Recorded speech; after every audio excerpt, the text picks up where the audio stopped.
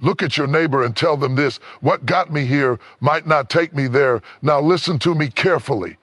Everybody wants expansion. Everybody prays for increase.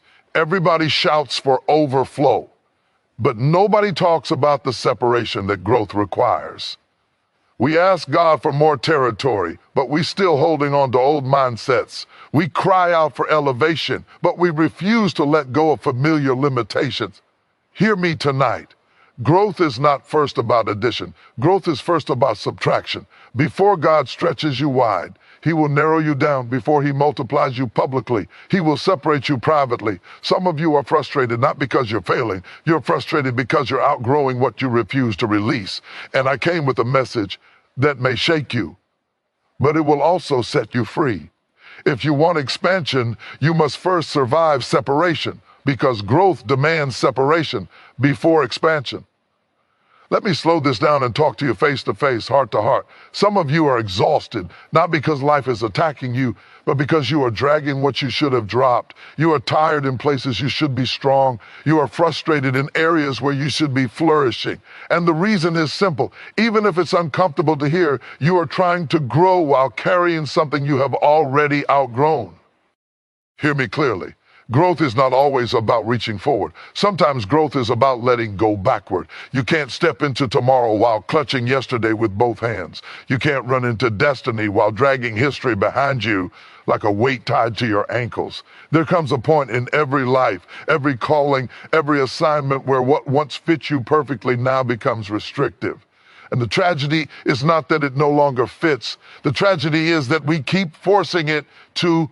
There was a season when certain people understood you. They spoke your language. They matched your hunger. They could walk at your pace.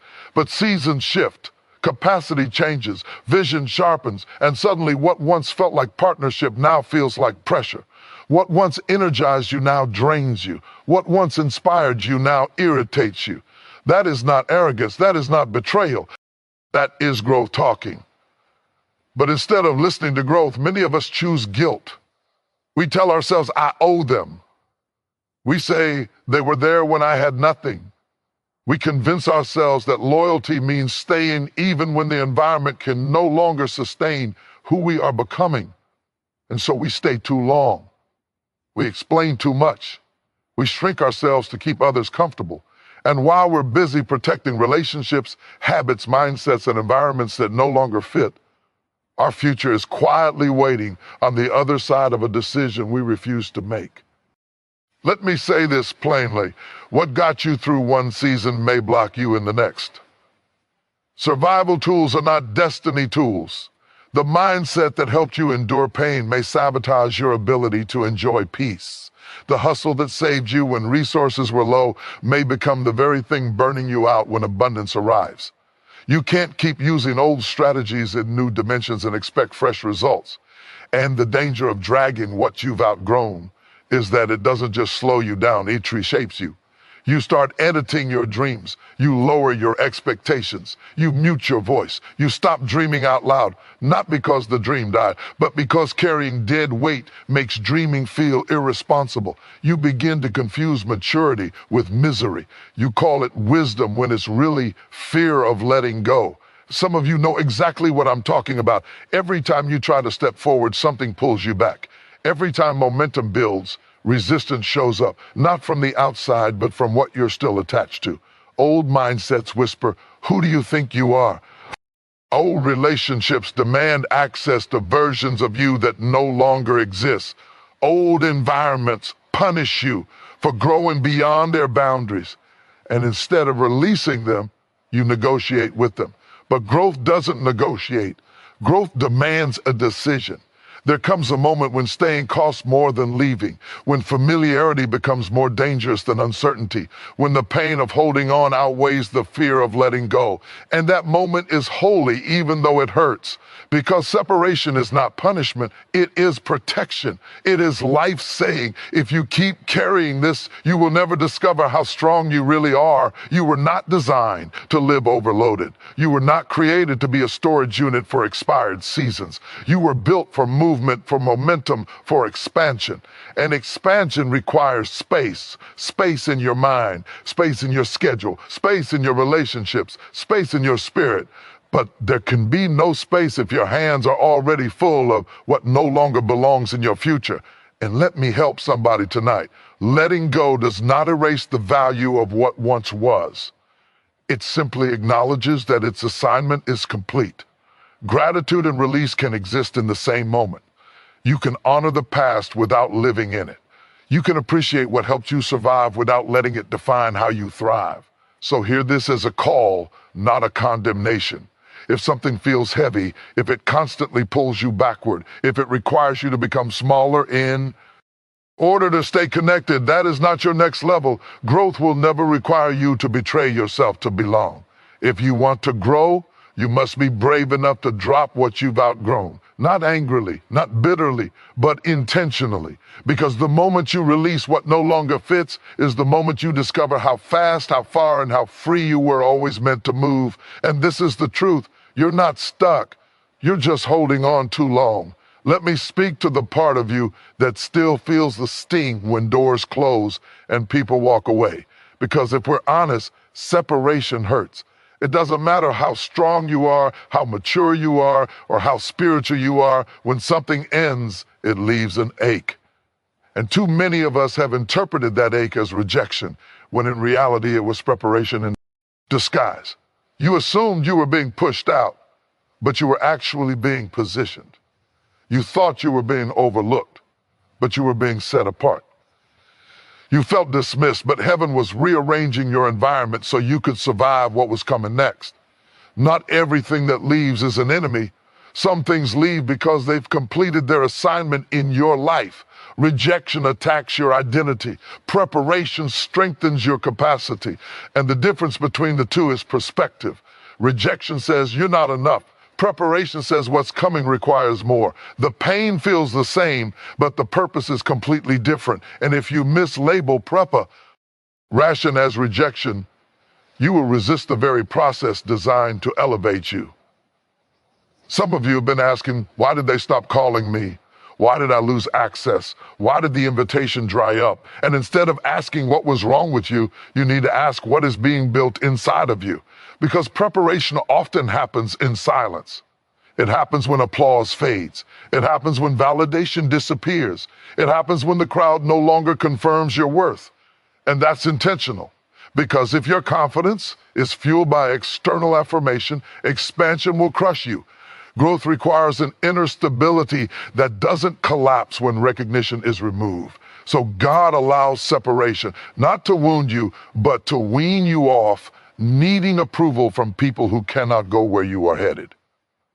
Think about it. If everyone could still reach you, influence you, distract you, interrupt you, then you would never develop discernment. You would never develop discipline. You would never learn how to stand alone without falling apart.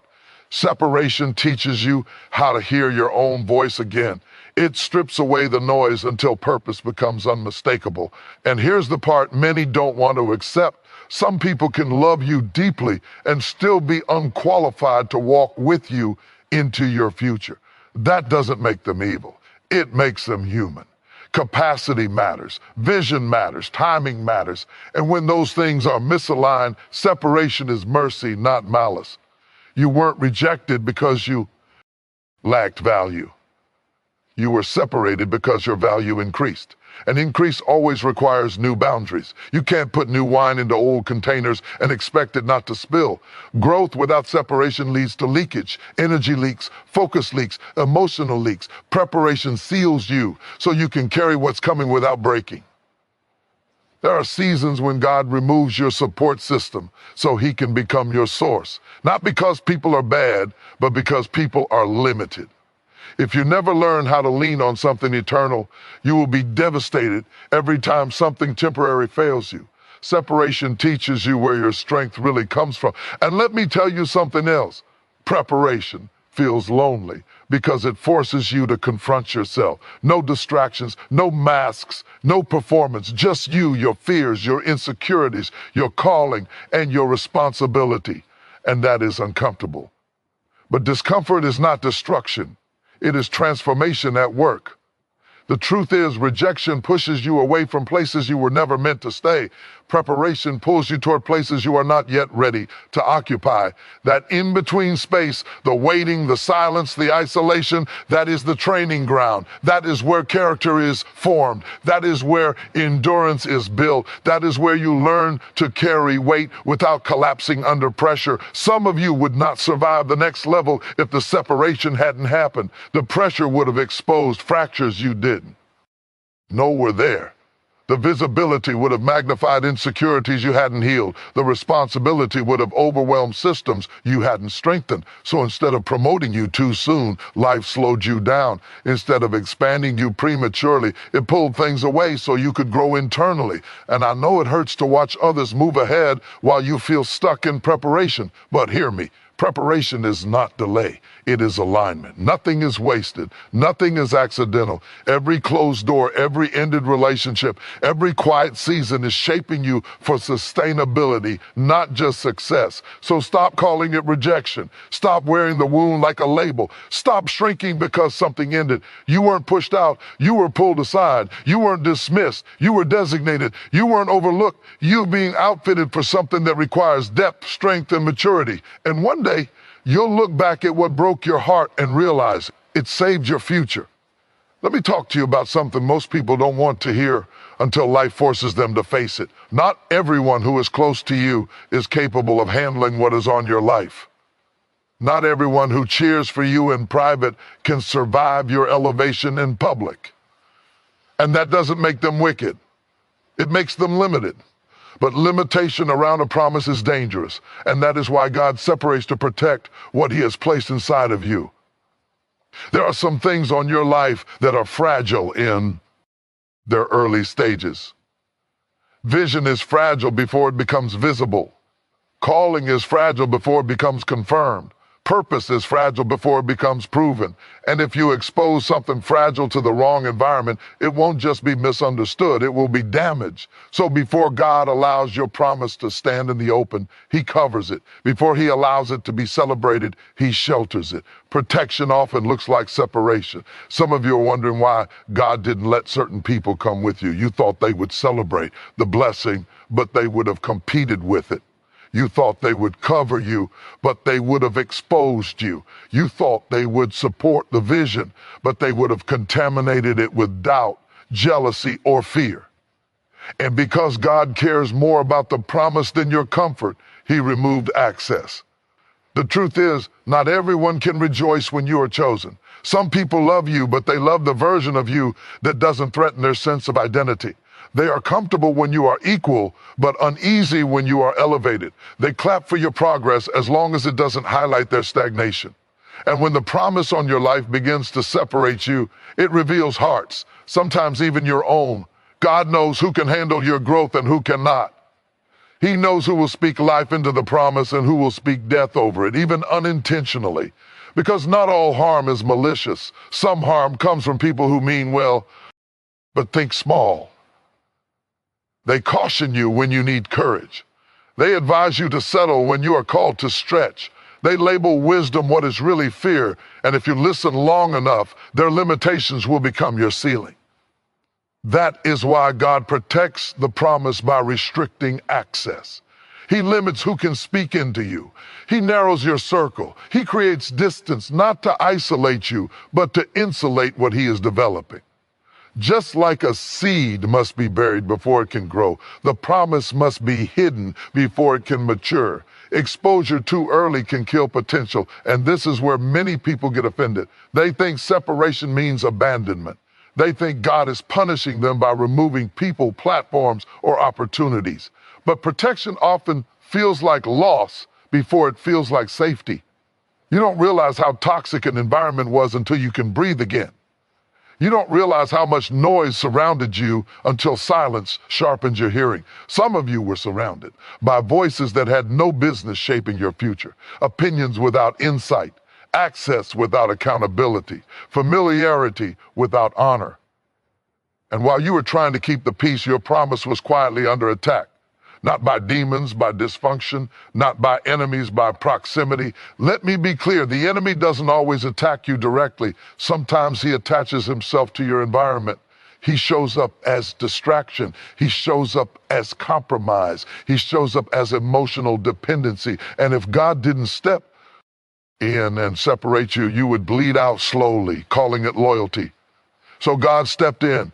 He shut doors. He disrupted connections. He allowed misunderstandings. He made staying uncomfortable so leaving became necessary.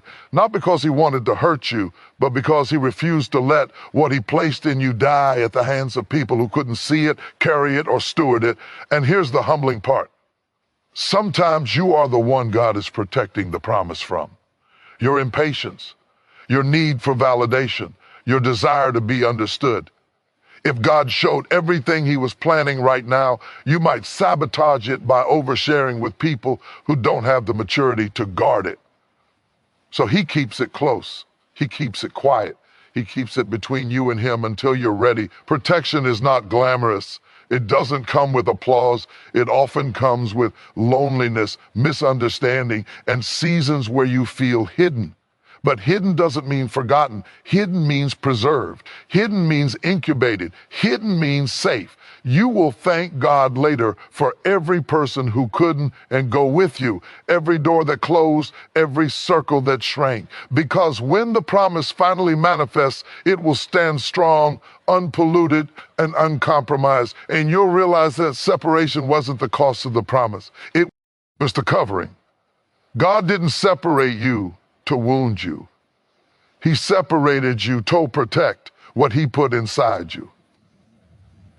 Let me confront something gently but honestly, because this is where any destinies quietly stall. Comfort feels good, but comfort is not neutral. Comfort is not harmless. Comfort is persuasive, seductive, and patient. It doesn't rush you, it rocks you to sleep. And while you're resting, it slowly convinces you that where you are is good enough, even when deep down you know there is more.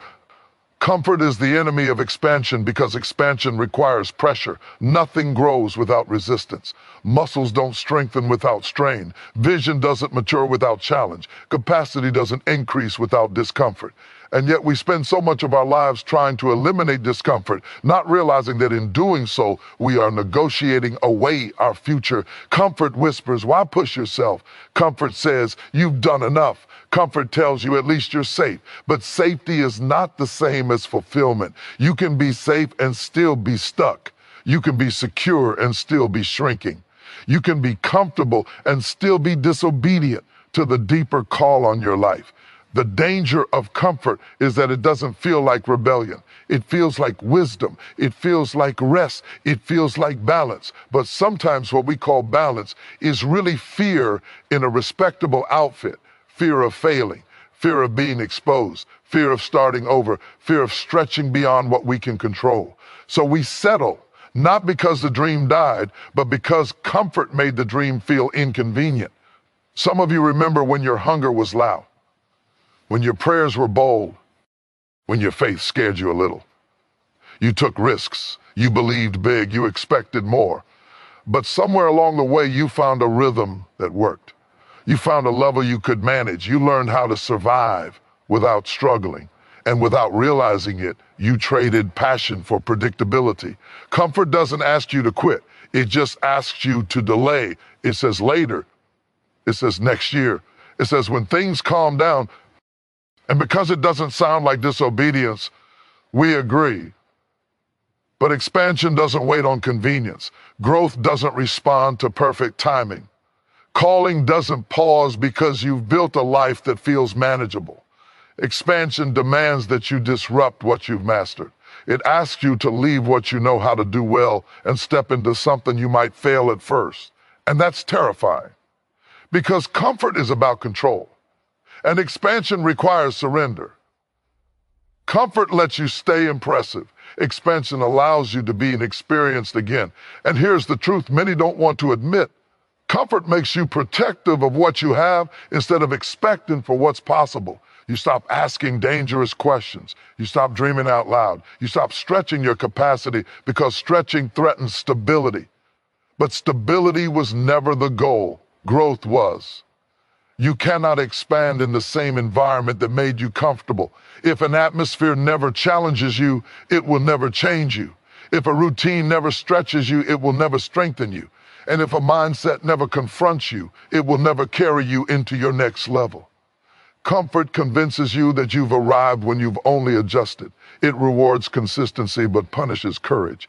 It gives you applause for maintenance while quietly resisting movement. And if you stay there long enough, comfort will start to feel like identity. You'll say, this is just who I am, when in reality, it's just where you stopped growing.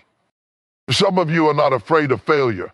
You're afraid of the discomfort that comes before success. The awkward beginnings, the learning curve, the humility of not being the expert anymore. Comfort protects your ego. Expansion exposes it, and that exposure is necessary because anything that cannot be exposed cannot be expanded. Let me say this clearly. If you're not uncomfortable, you're not growing. Growth stretches you emotionally. It stretches you mentally. It stretches you spiritually. And stretching doesn't feel good. It feels risky. It feels unstable. It feels like you're about to lose what you've worked so hard to build. But sometimes what you built was only meant to be a foundation, not a final destination. Comfort will keep you busy but unfulfilled, active but unaligned, productive but not purposeful. And one day you'll wake up with everything you prayed for in one season, wondering why your soul still feels restless. That restlessness is not ingratitude, it's the call to expand again. So if life has been nudging you, unsettling you, making you uncomfortable in places that used to satisfy you, don't fight it. That discomfort is an invitation. It's proof that you've outgrown what once fit. And the moment you choose growth over comfort, you step into expansion, not because it's easy, but because it's necessary. Comfort will keep you where you are. Expansion will take you where you were always meant to be. Let me prepare you for something that sounds contradictory, but is absolutely true. Elevation often begins with isolation. Before the doors open wide, they close quietly. Before your name is called in rooms you've never entered, your voice echoes in spaces where no one answers back. And if you don't understand this season, you will misinterpret it as punishment instead of recognizing it as positioning. Elevation exposes you. Isolation strengthens you. Celebration puts you on display, but isolation builds what can survive being seen. And that's why isolation often comes first. Because if you step into visibility without internal stability, the very thing you prayed for will become the thing that breaks you. There are seasons when life deliberately reduces your audience. The phone doesn't ring like it used to. Invitations slow down. Familiar affirmations fade. And you start asking, what did I do wrong? But often the answer is nothing. You didn't fail. You advanced. You didn't fall off. You were pulled back for preparation. Isolation is not abandonment. It is intention. It is life-creating space for you to hear clearly, think deeply, and grow privately. When too many voices surround you, discernment becomes difficult. When too many opinions influence you, direction becomes blurred. Isolation silences the noise so alignment can emerge. In isolation, you discover what you actually believe, not what you've been repeating. You learn what you value when no one is watching. You confront habits you could hide behind busyness. You face insecurities that applause once covered. And that confrontation is necessary because elevation will magnify everything, strengths and weaknesses alike.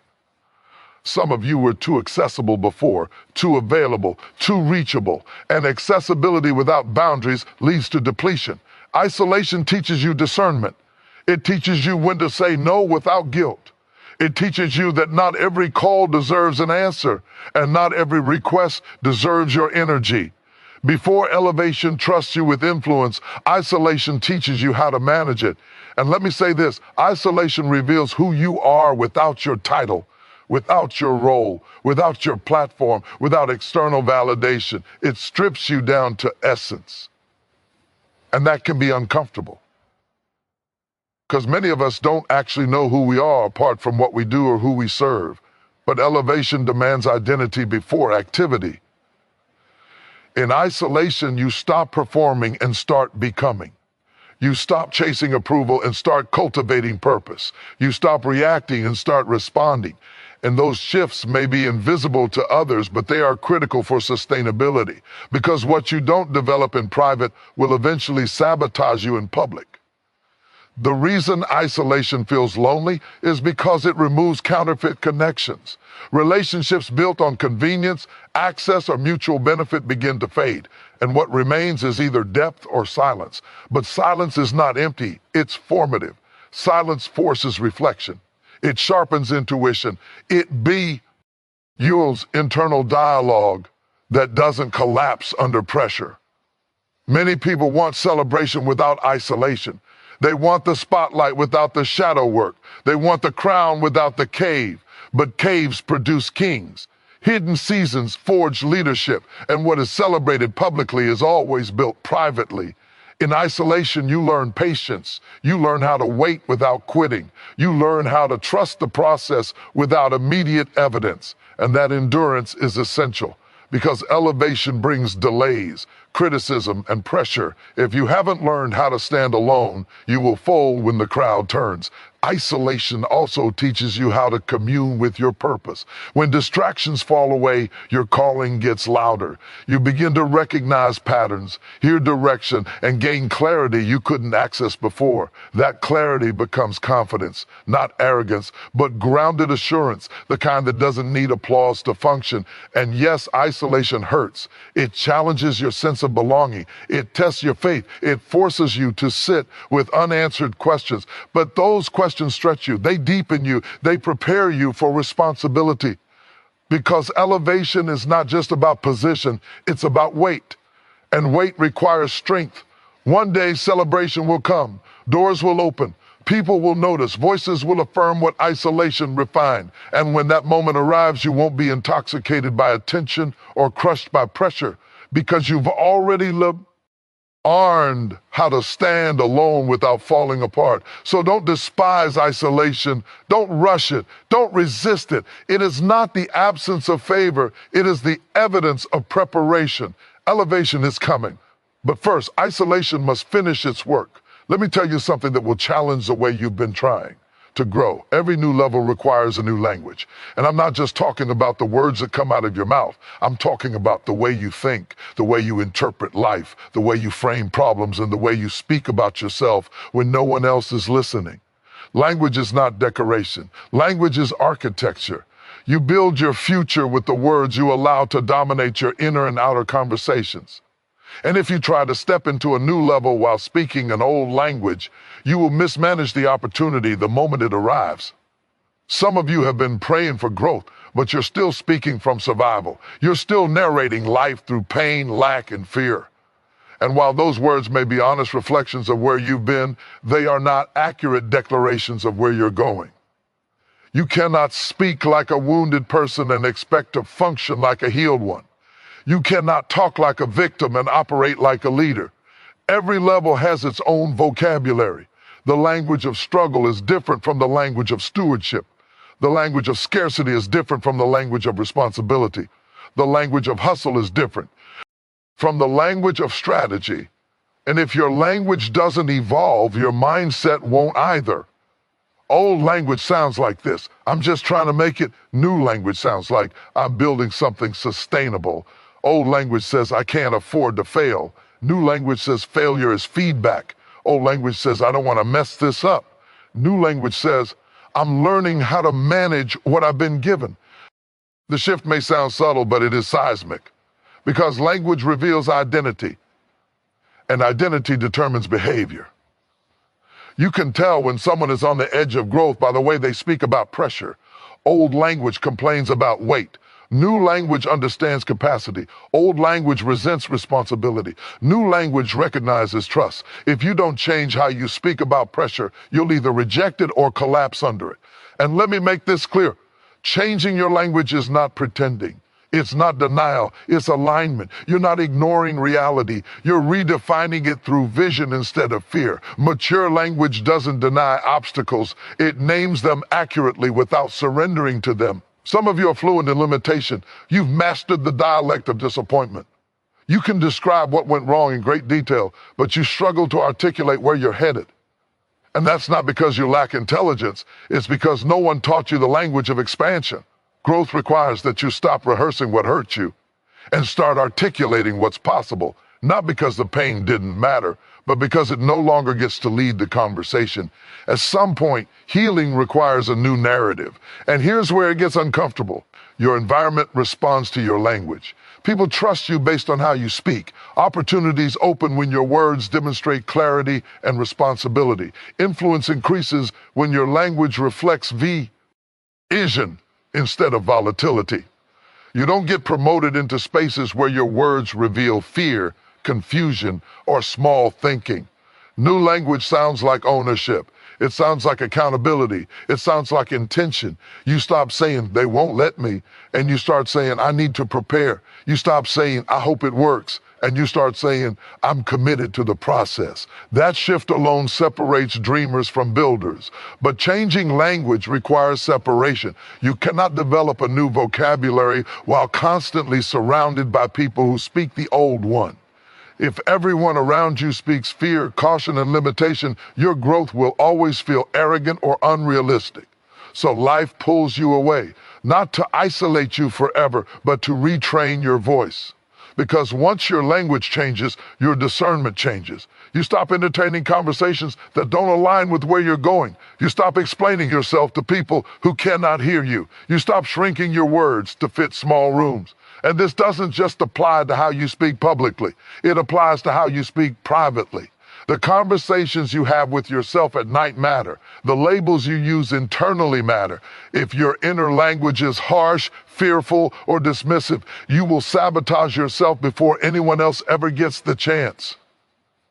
New levels require self-talk that is disciplined, not indulgent, honest but not hopeless, confident but not careless. You learn how to speak with authority, without arrogance, with humility without insecurity, with faith without fantasy. So if growth feels awkward right now, check your language. If expansion feels intimidating, listen to how you're framing it. You may not need more opportunity. You may need a new vocabulary because you can't manage what you can't articulate, and you can't expand into a future you don't yet have the language to hold. Let me speak to the quiet danger that most people don't recognize until it has already cost them time, peace, and momentum. It is not always what you do that limits you. It is often what you refuse to release. And the longer you hold on to what no longer serves your future, the more restricted your life becomes, even though you swear you're trying to move forward. What you refuse to release doesn't stay neutral. It doesn't just sit there quietly while you grow. It tightens, it resists, it demands attention, and over time, it begins to dictate your choices. You call it caution, but it's attachment. You call it wisdom, but it's fear of loss. You tell yourself you're being responsible, but what you're really doing is protecting what feels familiar, even when it's no longer functional. Holding on always feels safer than letting go at first, because letting go feels like loss, while holding on feels like control. But control is an illusion when the thing you're holding is already outdated. You don't realize it at the moment, but what you refuse to release slowly turns into a restraint.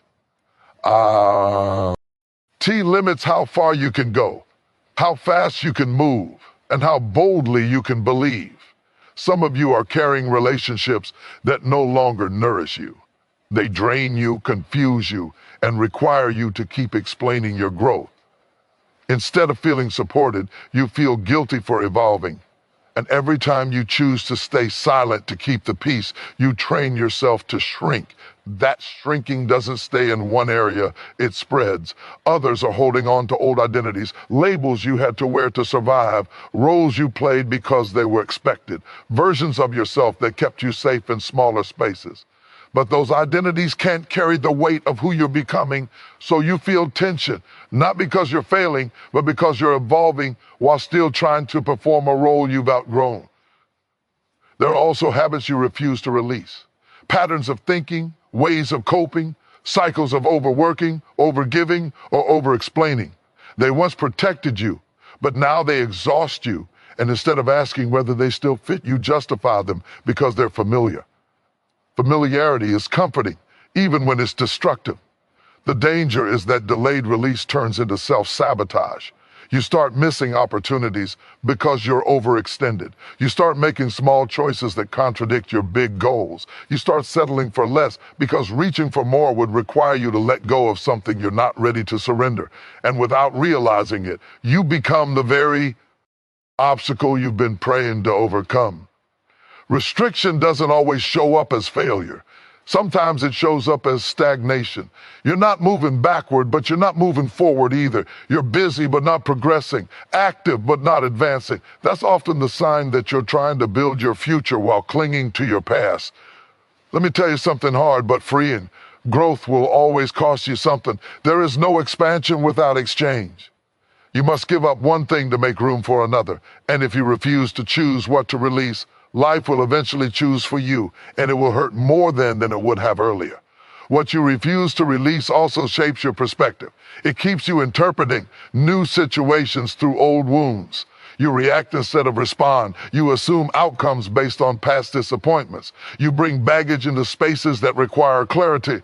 And then you wonder why the same cycles keep repeating even though the environment has changed. You can't build something new with tools designed for an old season. And yet many people do exactly that, wondering why the structure feels unstable. They pray for growth but cling to comfort. They desire freedom but defend familiar chains.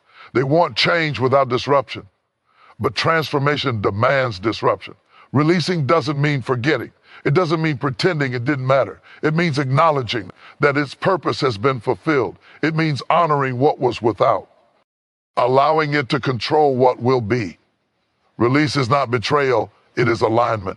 And here's the truth you need to hear. Nothing meant for your future requires you to stay bound to your past. If it did, it wouldn't be growth, it would be repetition. What's ahead of you demands space, energy, clarity, and courage. And you cannot carry unnecessary weight into a new dimension and expect to thrive.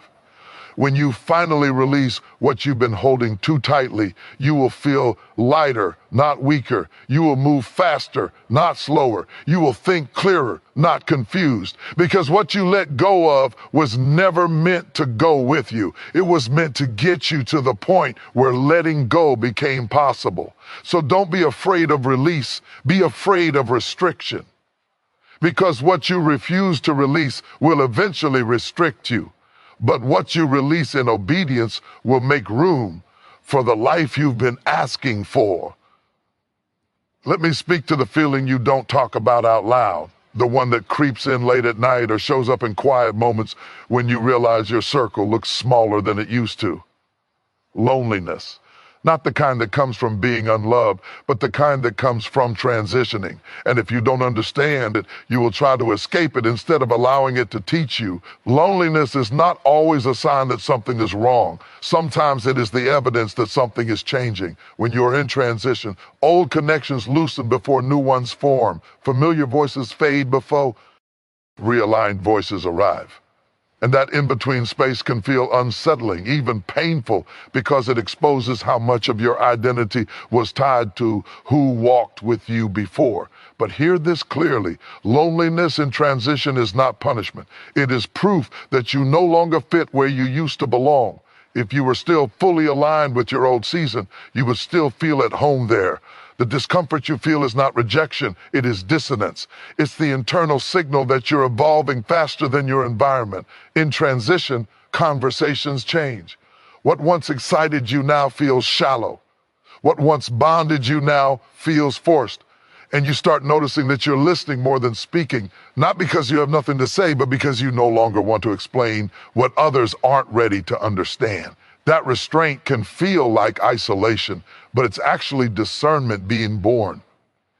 Loneliness shows up when you stop pretending, when you stop performing versions of yourself that keep you connected but constrained, when you stop laughing at jokes that don't align with your values anymore, when you stop sharing dreams with people who can only see your past. And when that happens, the room gets quieter, not because you're losing people, but because you're losing tolerance for misalignment. There is a holy discomfort in outgrowing your surroundings. It signals readiness for expansion. But because we are wired for connection, the absence of familiar companionship can make us doubt the process. We start questioning ourselves. Am I becoming arrogant? Am I being too sensitive? Why do I feel so alone? And instead of recognizing transition, we label it loneliness and try to fill the gap with distraction.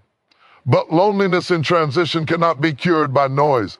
It cannot be fixed by staying busy or surrounding yourself with people who don't understand your direction. That only deepens the emptiness. What you are experiencing is the space between who you were and who you are becoming. And that space is necessary.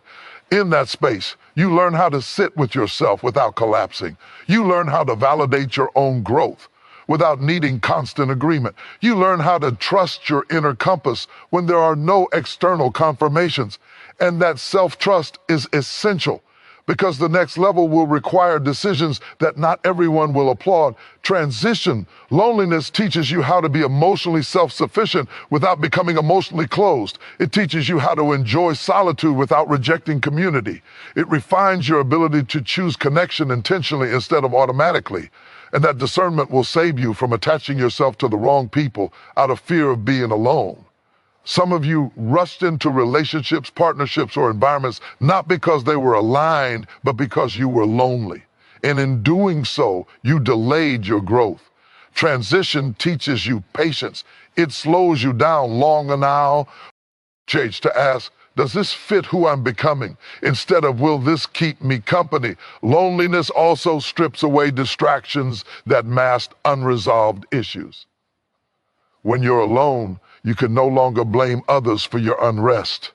You begin to notice patterns in your thinking, fears you've avoided, wounds that still need healing. And while that can be uncomfortable, it is also freeing. Because what you heal in solitude won't sabotage you in community. And let me say this, just because no one is walking beside you right now doesn't mean no one is watching. It doesn't mean you're invisible. It means you're in a corridor, not a destination. Corridors are quiet. They're narrow.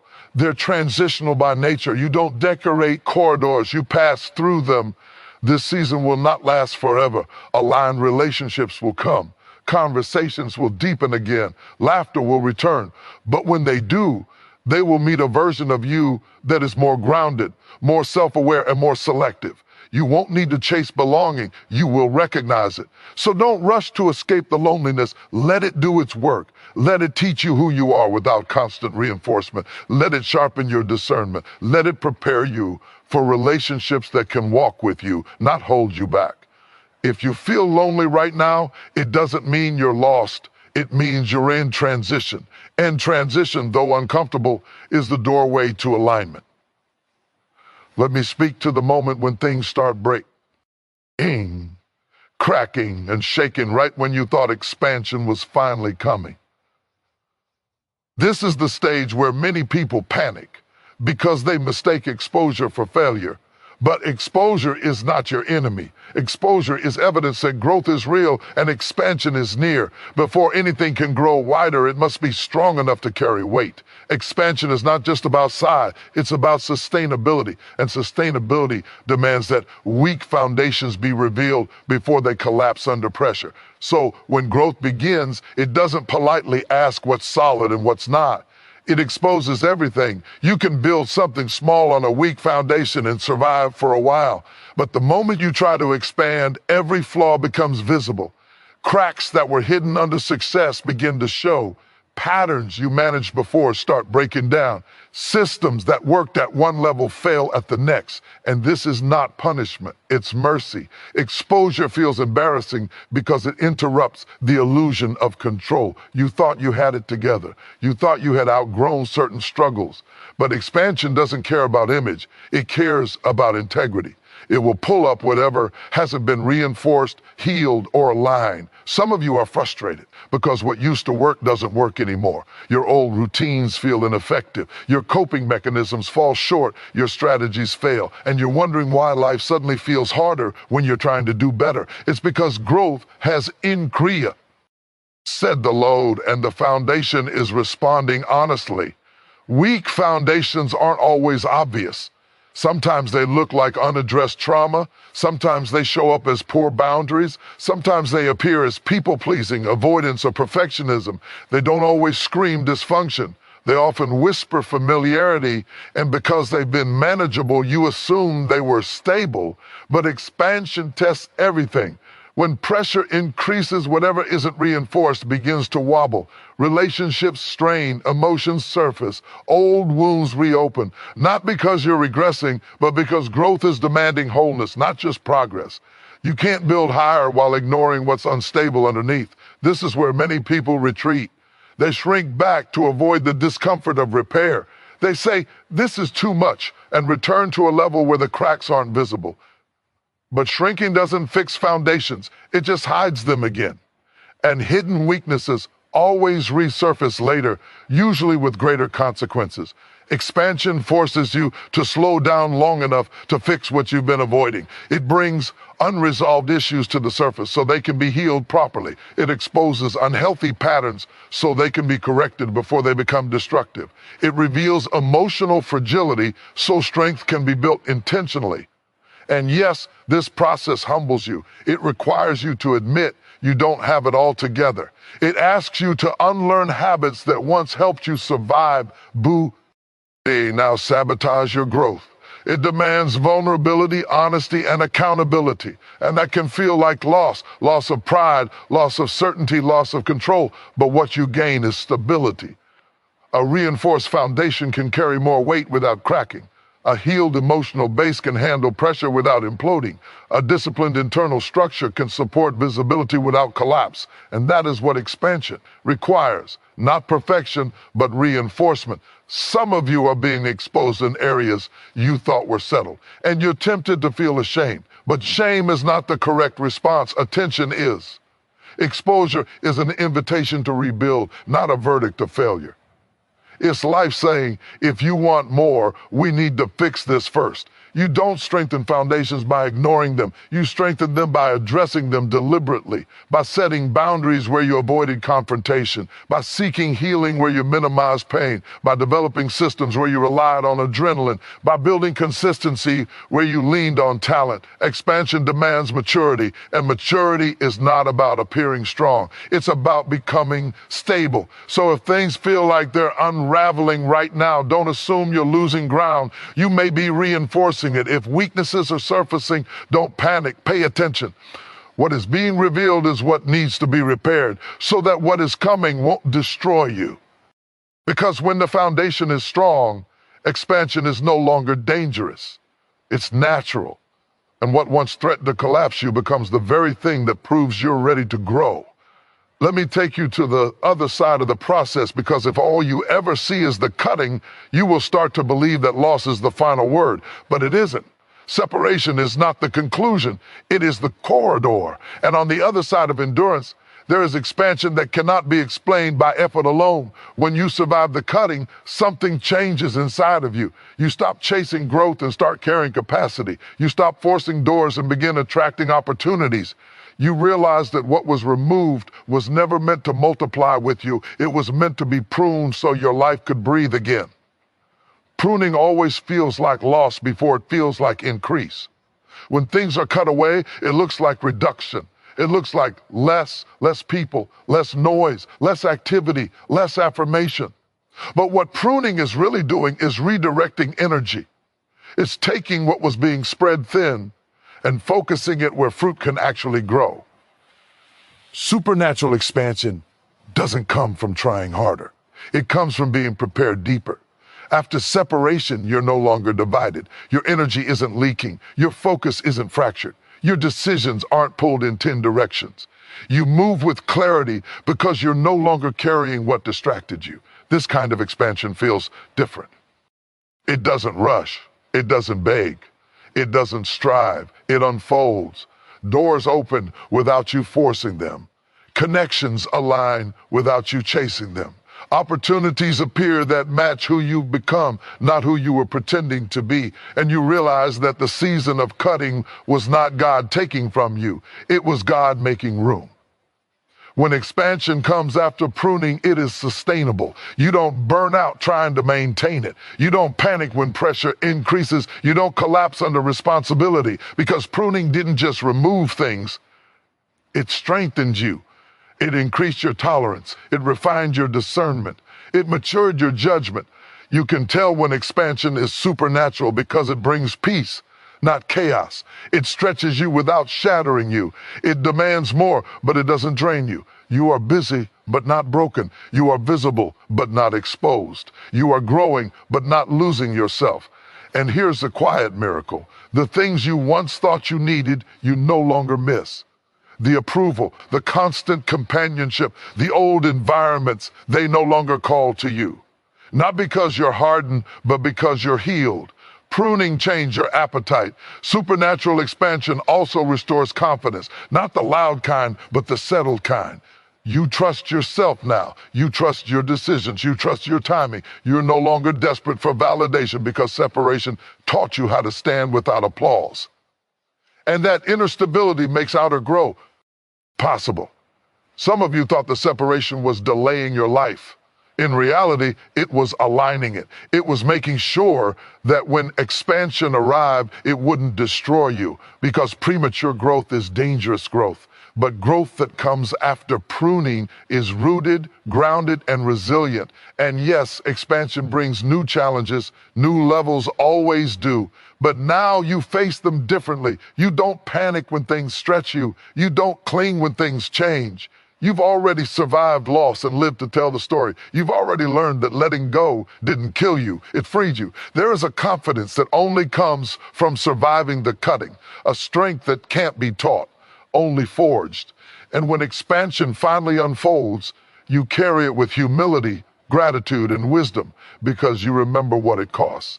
So if you are in the aftermath of separation, don't rush the process. Let the healing finish. Let the roots deepen. Let the clarity settle, because expansion is coming, not the kind you force, but the kind that flows.